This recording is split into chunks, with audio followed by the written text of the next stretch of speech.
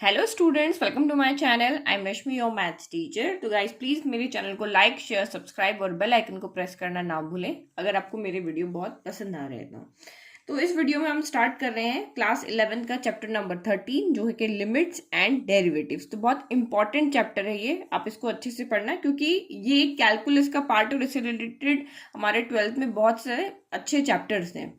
तो यहाँ पे जो हम एक्सरसाइज 13.1 है वो हमारी पूरी बेस्ड है लिमिट्स के ऊपर, यानी कि इसमें दो टॉपिक है, एक लिमिट्स एक डेरिवेटिव्स है। तो ये वाला जो इंट्रोडक्शन है वो हमारा पूरा लिमिट्स के ऊपर रहेगा। तो फर्स्ट थिंग आप यहाँ पे देखो कि जैसे हमने 10th क्लास में जो पढ़ा था हम वहां से शुरू कर दें। तो 10th क्लास में हमने क्या पढ़ा था कि हमें कोई भी फंक्शन की वैल्यू दी होती थी, लाइक जैसे हम लिखते हैं F x equal to 2x+1। हमें इस तरह से कोई भी फंक्शन दिया होता था और हमें कहते थे कि आप x इक्वल टू 1 पे इसकी वैल्यू फाइंड करो या x इक्वल टू 2 पे फाइंड करो। तो हम इजीली यहाँ पे वैल्यू पुट करके फाइंड करते थे। अगर हमने f1 x की जगह 1 रखा तो 1 इंटू एक्स की 1 रखा, 2 इंटू 1 2 प्लस 1 हो गया, यानी कि 3 हो गया। तो इस तरह से हम बहुत सारी वैल्यू फाइंड करते थे, 2 3 4 इस तरह से वैल्यू फाइंड करके हम इजीली किसी भी फंक्शन की वैल्यू फाइंड कर लेते। जैसे हम वहाँ पे ग्राफिकल मेथड से इक्वेशन सॉल्व करते थे तो हम एक्स की वैल्यू पुट करते रहते थे, वाई की वैल्यू को वहाँ पे फाइंड करते रहते थे। तो वैसे सिंपल फंक्शन थे, हम उसको सॉल्व कर लेते। लेकिन जैसे जैसे जो मैथमेटिशियन थे उन्होंने उनके सामने और भी फंक्शंस आए जो इस तरीके से वो सॉल्व नहीं कर पा रहे थे। तो जैसे कि यहाँ पे देखो, जैसे आपने क्लास 10th में जो आपका ट्रिग्नोमेट्री चैप्टर है आपने वहां पे पढ़ा था कि अगर हम जीरो में किसी नंबर से डिवाइड कर दें, अगर हम फंक्शन को सॉल्व कर रहे हो, लेट की न्यूमरेटर में आ गया 0 और डिनोमिनेटर में आ गया 1, तो हमें पता है 0/1 क्या होता है, 0 होता है। अगर इसी तरह से हमारे दो फंक्शन है जिनको हम सॉल्व कर रहे हैं, तो एक की वैल्यू आ गई 4 और दूसरे की आ गई 0, तो हमें पता है 4 इंटू 0 भी 0 होता है। तो ये एक डिफाइंड आंसर है, ये भी एक डिफाइंड आंसर है। बट आपने यहाँ पे ट्रिग्नोमेट्री टेबल में पढ़ा है कि ऊपर आ गया है 1 और नीचे आ गया है 0, तो इसको हम क्या कहते थे, ये हम कहते थे अनडिफाइंड टर्म। इसको हम क्या कहते थे, अनडिफाइंड टर्म कहते थे, और इसको हम इन्फिनिटी कहते थे। ठीक है, तो अभी तक आप लोग यही जानते हो कि इन्फिनिटी का मतलब क्या होता है कि जिसमें सारे नंबर्स होते हैं, बट इन्फिनिटी कोई नंबर नहीं होता है। तो वहां छोटा लॉजिक था, समझाने के लिए बता देते हैं। लेकिन अब आप यहाँ पे समझो, इन्फिनिटी कोई भी एक नंबर नहीं होता है, ये एक सिंबल होता है। सिंबल जैसे आप यहाँ पे नेचुरल नंबर को क्या बोलते हो, एन से डिफाइन करते हो, तो ये कोई नंबर थोड़ी ना, ये तो एक सिंबल है ना नेचुरल नंबर्स का। जैसे होल नंबर को हम डब्ल्यू से डिफाइन करते हैं, तो वैसे ही हम इस टर्म को 1/0 को हम डिफाइन करते हैं इन्फिनिटी से, और ये कोई नंबर नहीं होता है, ये एक सिंबल होता है। तो जब वो किसी क्वेश्चंस को इस तरह से सॉल्व कर रहे थे तो उन्होंने देखा हमारे पास तो 0/0 भी आ रहा है, हमारे पास इन्फिनिटी भी आ रहा है। तो क्योंकि आप लोगों को अभी तक क्या समझ में आता है कि जैसे हमने 2/2 किया तो इसका सोल्यूशन 1 होता है, अगर 5/5 आ रहा है इसका सोल्यूशन 1 होता है। लेकिन 0/0 कभी भी 1 नहीं होता है, और इन्फिनिटी भी कभी यहाँ पे 1 नहीं होता है। तो ये जो हमारी टर्म क्या होती है, ये अनडिफाइंड टर्म होती है। तो देखो ये कहाँ पे आती है, जैसे मैं एक इक्वेशन लेती हूँ, आप यहाँ पे देखो f(x) equal to x² - 1 divided by x-1। अब जब मैं यहाँ पे x इक्वल टू 1 पुट करके सॉल्व करती हूँ तो ये हो जाता है 1² - 1 डिवाइडेड बाय 1-1। तो 1² - 1 यानी 1 का स्क्वायर 1 ही होता है, 1-1 हो गया 0 और 1-1 हो गया 0। तो ये हमारी टर्म आ गई अनडिफाइंड टर्म। तो कोई भी मैथमेटिशियन अभी तक इसको सॉल्व नहीं कर पाए। बहुत सारी अनडिफाइंड टर्म है, लेकिन अभी तक आपके कोर्स में सिर्फ ये दो ही अनडिफाइंड टर्म है, तो हम सिर्फ इन्हीं दो की बात करें। बाकी टोटल 7 अनडिफाइंड टर्म्स होती है।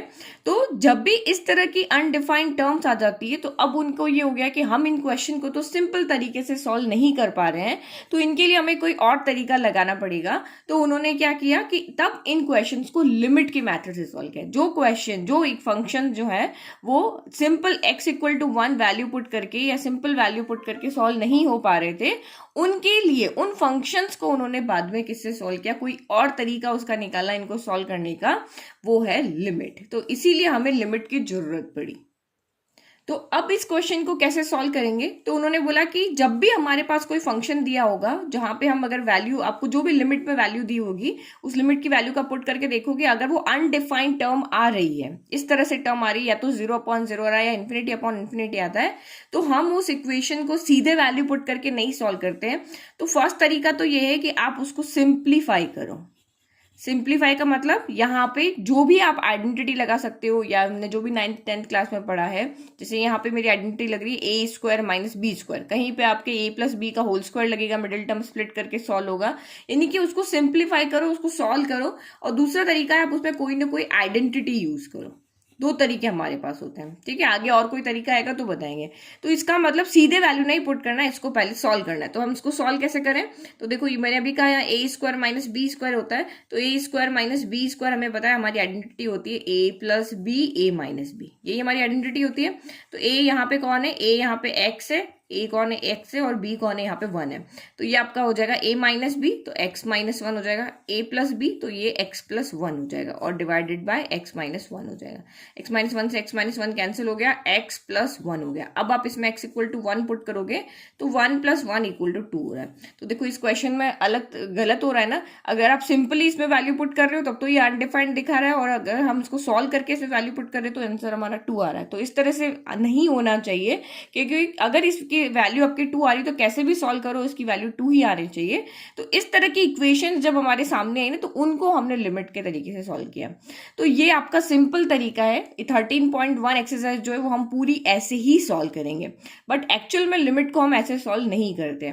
हम लिमिट को किसी भी क्वेश्चन के अंदर अगर लिमिट लगी है तो हम ये वाला मेथड कब लगाते हैं? जब हमारा सॉल्यूशन कंटिन्यूज होता है, जब उसमें लिमिट एग्जिस्ट करती है। तो अब देखो लिमिट हमारी एक्चुअल में क्या होती है, ठीक है। सॉल्यूशन कैसे करेंगे? 13 पॉइंट एक्सरसाइज के मोस्टली क्वेश्चन हम ऐसे ही सॉल्व करेंगे। उनको पहले सिंप्लीफाई कर लेंगे, आइडेंटिटी लगा लेंगे और सॉल्व कर लेंगे। तो यह सॉल्यूशन की बात कि आप क्वेश्चन कैसे अटेंड करोगे। लेकिन अब लिमिट एक्चुअल में होती क्या है और हम ये वाला मेथड क्यों लगाते हैं, किस तरह के क्वेश्चंस में लगाते हैं सीधा ये वाला मेथड, अब वो हम यहाँ पे देखते हैं। तो लिमिट क्या होती है? Limit of a function at a point is the common value of the left and right hand limit if they coincide. तो हम किससे लिमिट कहेंगे? तो ये आपका कोई फंक्शन है, तो इस फंक्शन को तो हमने सॉल्व करके देख लिया, बट एक्चुअल में जो मैथमेटिशियन थे उन्होंने इन फंक्शंस को ऐसे नहीं सॉल्व किया था। इन फंक्शन को ऐसे क्यों सॉल्व किया था वो हम बाद में देखेंगे। तो उन्होंने क्या किया था, इस फंक्शन की दो तरीके से उसको सॉल्व किया। एक लेफ्ट हैंड साइड लिमिट लगा के सॉल्व किया, एक राइट हैंड साइड लिमिट लगा के सॉल्व किया। जो भी आपको जिस भी पॉइंट पे इसकी लिमिट फाइंड करनी थी ना, उस वैल्यू को नहीं पुट किया, क्योंकि उस वैल्यू पे अनडिफाइंड वैल्यू आ रही थी।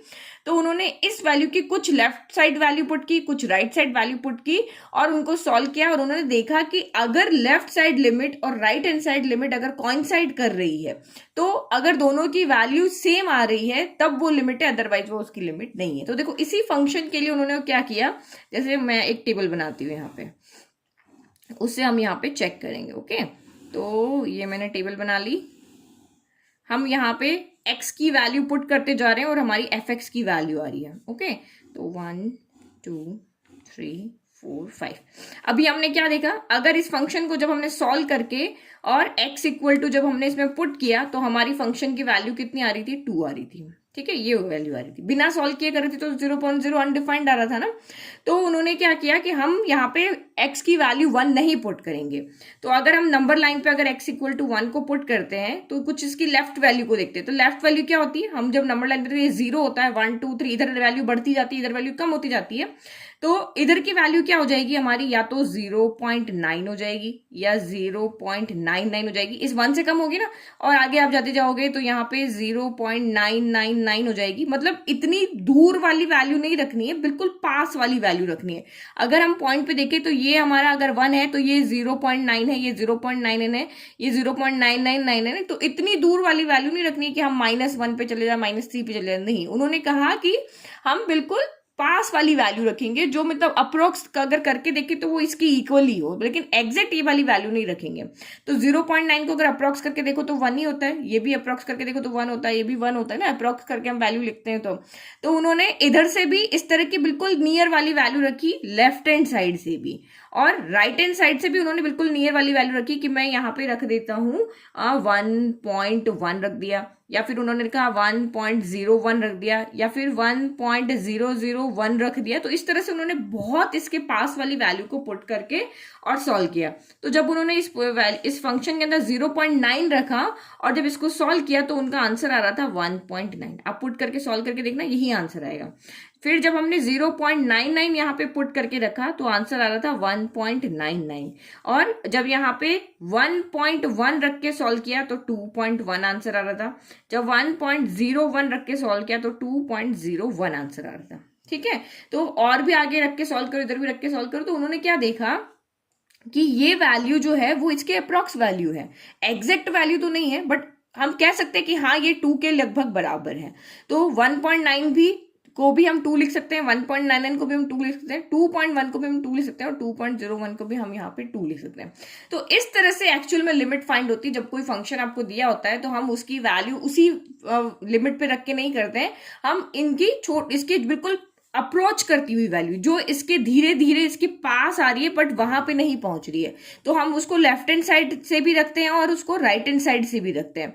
तो ये वैल्यू धीरे धीरे क्योंकि इसको अप्रोच कर रही है, तो यहां से भी अप्रोच कर रही है, यहां से भी अप्रोच कर रही है, बट एग्जैक्ट इस पॉइंट पे नहीं आया। तो लिमिट एक्चुअल में क्या होता है, limit is approaching but not achieving. वो उसकी तरफ धीरे धीरे बढ़ता है लेकिन उसको अचीव नहीं करता है। जैसे एक पक्षी आसमान में उड़ता है ना, कि मैं उड़ते उड़ते आसमान में पहुंच जाऊंगा, आसमान को छू लूंगा, वो जैसे जैसे उड़ उड़ के पास जा रहा होता है, लेकिन उसको लगता है कि मैं उसको अचीव कर लूंगा, आसमान छू लूंगा, लेकिन ऐसे कभी नहीं होता है। वो धीरे धीरे धीरे उसको अप्रोच करता ही रहता है। ठीक है, तो यहां पर लिमिट भी यही होती है, जो उस वैल्यू को वो धीरे धीरे अप्रोच करती है इस साइड से भी और इस साइड से भी, बट वो उसको अचीव नहीं करती। हमें ऐसा लगेगा अचीव कर रही है बट वो अचीव नहीं कर रही है। तो एक्चुअल में हम इस तरह से लिमिट्स को फाइंड करते हैं।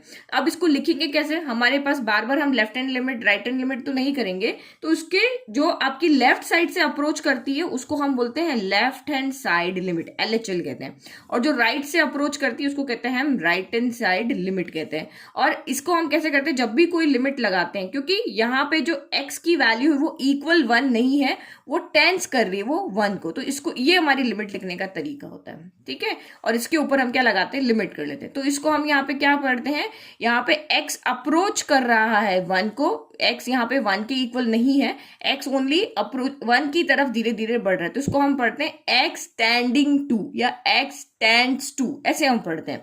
तो लेफ्ट हैंड साइड के लिए क्या लिखेंगे, हम इस 1 के ऊपर क्या करेंगे, क्योंकि यहाँ पे वैल्यू धीरे धीरे कम हो रही है ना, तो इसके ऊपर हम माइनस लगा लेते हैं। तो इस माइनस का मतलब होता है कि लेफ्ट हैंड साइड लिमिट है, और अगर हम इसी लिमिट के ऊपर अगर प्लस लगा के सर्कल बना दे इस तरह से, तो इसका मतलब है ये राइट हैंड साइड लिमिट है।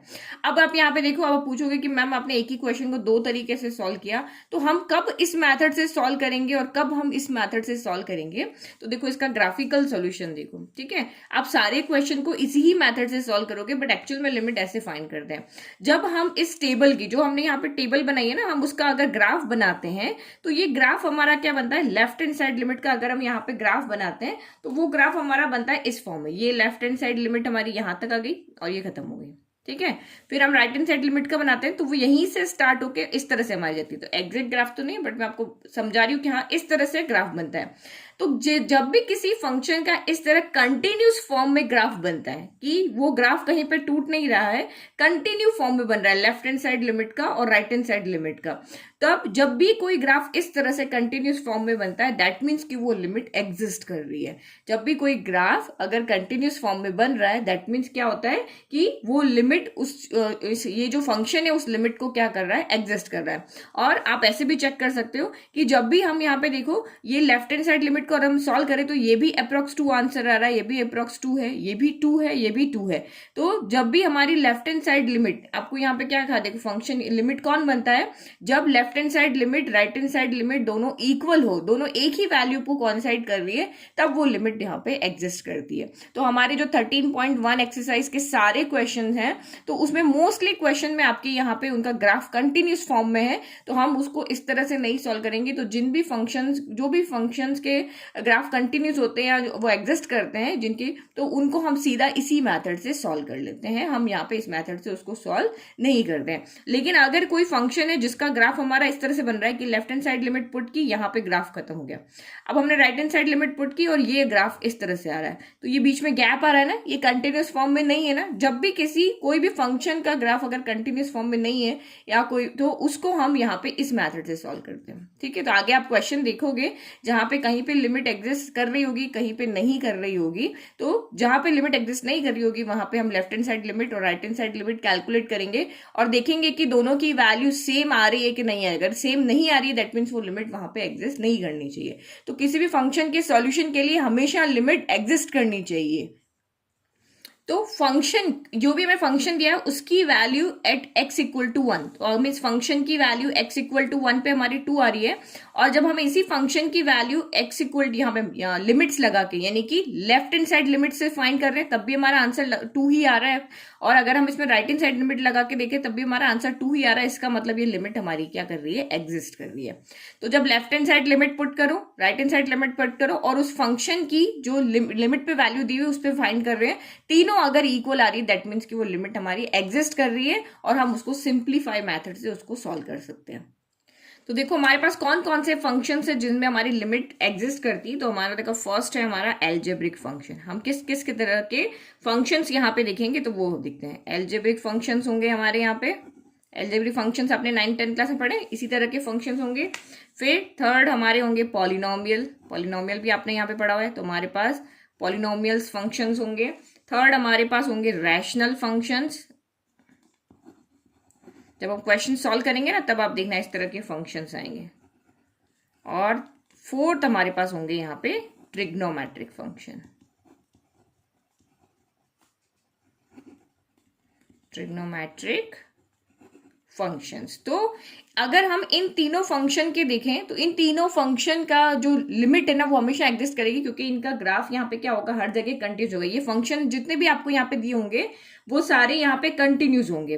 तो कंटिन्यूस होंगे तो आप इसको डायरेक्ट मैथड से सॉल्व कर सकते हो। जो लिमिट आपको दी हुई है वो सीधा पुट करो, सॉल्व करो, लेकिन आपको चेक करना है कि 0/0 या इन्फिनिटी अपॉन इन्फिनिटी यहाँ पे अनडिफाइंड टर्म नहीं आनी चाहिए। अनडिफाइंड टर्म आ रही है तो देखो या तो हमने सीधे वैल्यू पुट कर लिया, सीधे वैल्यू पुट किया और नंबर आंसर आ गया तो ठीक है, लेकिन हमने सीधे से वैल्यू पुट किया और हमारी अनडिफाइंड टर्म आ रही है तो हमें उसको सिंप्लीफाई करके या कोई आइडेंटिटी लगा के फिर हमें यहाँ पे लिमिट पुट करनी है। तो यहाँ पे हमें इन फंक्शंस के लिए हमें बार बार चेक करने की जरूरत नहीं, सीधा जो भी लिमिट हमें दी हुई है वो पुट करके और सिंपली हम उसको सॉल्व कर लेंगे। लेकिन अगर ट्रिग्नोमेट्रिक फंक्शंस की बात करते हैं तो ट्रिग्नोमेट्रिक फंक्शंस में क्या होगा, कहीं पे आपके ये कंडीशन फुलफिल होगी, कहीं पे नहीं होगी। तो जहां पर भी हम देख लेंगे, क्वेश्चन जब आएगा तब देखेंगे कि कहां पे हमें उसको लिमिट से सॉल्व करना है और कहां पे हमें सीधा उसको आइडेंटिटी लगा करके सॉल्व कर लेना है, ठीक है। लेकिन सभी जगह हमें ये अनडिफाइंड टर्म को चेक करते जाना है। तो ये कुछ फॉर्मूलाज है, ये आपको याद रखने, इनका प्रूफ नहीं आता है कि ये कहां से ये फॉर्मूलाज आए, सिर्फ आपको ये फॉर्मूलाज यहाँ पे याद रखने। तो ये 3 आपके ट्रिग्नोमेट्रिक फॉर्मूलाज है, तो ये ट्रिग्नोमेट्रिक फंक्शंस के लिए यूज आएंगे और ये आपका सिंपल फॉर्मूला है जो इन्हीं में से किसी टर्म के लिए आएगा, मतलब एल्जेब्रिक में, पॉलिनोमियल, रेशनल में, इस तरह से। तो यहाँ पे प्रूफ नहीं आएगा। तो limit x tends to a, अब ये फॉर्मूलाज आपको एज इट इज लर्न कर लेना है। तो limit x tends to a और a यहाँ पे होना चाहिए। लेट की जैसे x टेंड्स टू 1 आ रहा है तो यहाँ पे 1 होना चाहिए। x power n minus a power n divided by x minus a equal to क्या होता है फॉर्मूला, n ये वाला जो भी यहाँ पे पावर में है वो आगे आ जाएगा और a की पावर n माइनस 1 हो जाएगी, ठीक है। तो यहाँ पे हम बहुत सारे फॉर्मूलाज देखेंगे तो जिनको हम यहाँ पे एज इट इज याद रखेंगे। तो इस तरह की टर्म अगर आपके लिमिट लगे हुए आती है तो हम उसको डायरेक्ट इस फॉर्मूला से सॉल्व कर लेंगे। फिर नेक्स्ट आपका ट्रिग्नोमेट्रिक फंक्शंस में limit x tends to 0 sine x upon x equal to 1 होता है। Limit x tends to 0, limit हमेशा यहाँ पे क्या होनी चाहिए, 0 होनी चाहिए और जो एंगल यहाँ पर है वही नीचे होना चाहिए। अगर यहाँ पे साइन 30 है तो नीचे भी 30 होना चाहिए, साइन a है तो नीचे भी a होना चाहिए, इस तरह से। फिर limit x tends to 0 1 minus cos x upon x ये इक्वल टू 0 होता है और ये दोनों लिमिट आपकी बिल्कुल सेम है। यहाँ साइन है ना, यहाँ 10 होती है, इक्वल में 1 आता है। तो ये 3 हमारी यहाँ पे लिमिट है, फॉर्मूला से इनको याद रखना। इसके इक्वल में कॉस के इक्वल में 0 आता है, यहाँ पे सेम इक्वल 1 आएगा चाहे साइन x हो चाहे यहाँ पर 10x हो। अब एल्जेब्रा ऑफ लिमिट भी देख लेते हैं। तो इस वाले के अंदर क्या है, यहाँ पे देखोगे कोई भी 2 फंक्शंस होंगे तो 2 फंक्शंस के लिए हम लिमिट्स को कैसे डिस्ट्रीब्यूट करते हैं वो हम यहाँ पे दिख रहे हैं। तो हमारे पास कोई फंक्शन है जो ऐड में है, जैसे कि आपने यहाँ पे देख लिया x² प्लस x है हमारे पास में। तो हम लिमिट हमारे पास बार लगी हुई है, limit x tends to a और x² प्लस x है। तो हम यहाँ पे क्या कर लेंगे, ये लिमिट को दोनों के साथ अलग अलग लिख सकते हैं। तो जैसे प्लस में आप लिख सकते हो वैसे ही आप माइनस में लिमिट को सेपरेट करके लिख सकते हो, आप मल्टीप्लाई में लिमिट को सेपरेट करके लिख सकते हो, डिवाइड में भी आप लिमिट को सेपरेट करके लिख सकते हो। मतलब हर फंक्शन के साथ में आप लिमिट लगा सकते हो। जैसे fx के साथ भी लिख दिया, gx के साथ भी लिख दिया, यहाँ पर भी fx के साथ भी लिख दिया, gx के साथ भी लिख दिया। तो इस तरह से हम क्वेश्चन को थोड़ा इजी कर लेते हैं और इन लिमिट को हम इस तरह से इनके साथ चेंज कर सकते हैं कि अलग अलग फंक्शंस के साथ हम उसको शिफ्ट कर सकते हैं। तो ये हमारा इंट्रोडक्शन हो गया। अब इससे रिलेटेड हम यहाँ पे कुछ क्वेश्चंस देखते हैं। तो उन क्वेश्चंस को जब हम सॉल्व करेंगे ना तो आपको और अच्छे से लिमिट समझ में आएगा कि ये तो हो गया आपका इंट्रोडक्शन पार्ट। अब क्वेश्चन कैसे सॉल्व करते हैं वो आपको यहाँ पे देखना है। और यहाँ पे देखो किसी फंक्शन के मल्टीप्लाई में अगर कोई यहाँ पे कांस्टेंट टर्म है तो हम उस कांस्टेंट टर्म को बाहर ले लेते हैं और फंक्शन के साथ में लिमिट लगा लेते हैं। जैसे आपका यहाँ पे 3 × x² है तो 3 बाहर आ जाएगा, लिमिट x² के साथ लग जाएगी। ठीक है, तो ये हो गया हमारा सिंपल। नाउ अब हम नेक्स्ट वीडियो में क्वेश्चंस देखते हैं। ये हमारा हो गया इंट्रोडक्शन पार्ट। तो आई होप आपको पूरा इंट्रोडक्शन पार्ट अच्छे से समझ में आया है। अगर कुछ चीज नहीं भी समझ में आई है तो जब आप क्वेश्चंस करोगे ना तो आपको इजीली समझ में आ जाएगा कि जो भी यहाँ पे तरीके बताए हैं, कौन सा तरीका कहाँ लगाना है, कौन सा हम यहाँ पे क्यों नहीं लगा रहे, यहाँ पे डायरेक्ट मेथड क्यों ले रहे हैं, हम यहाँ पे लेफ्ट राइट लिमिट क्यों नहीं लगा रहे, तो वो हम वहां पे क्वेश्चंस में देखेंगे ना तो आपको इजीली समझ में आ जाएगा। Okay, thank you.